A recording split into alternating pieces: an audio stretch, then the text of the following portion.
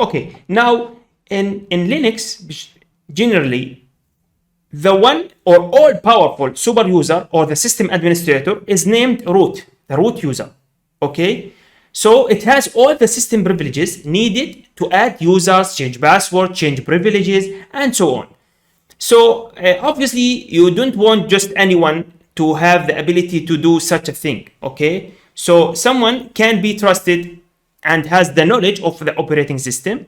But as a hacker, you usually need to have all those privileges to run the programs and commands you need. Okay, so you want to log in as a root user.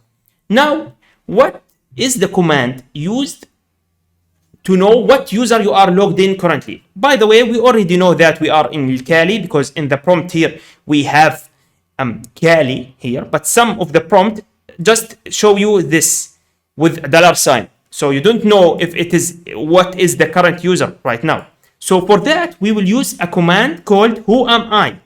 Whoami. Whoami. And here you can see that this is Kali. Now, for now, just follow me. I will use the sudo su- command.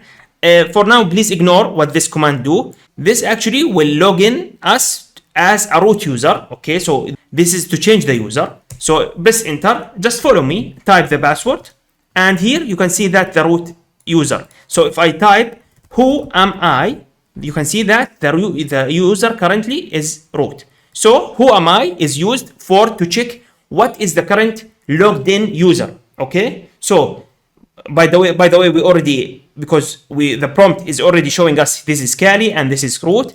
But if the prompt doesn't show us that, we can use the whoami command. All right, Control D or exit command to exit from this root user.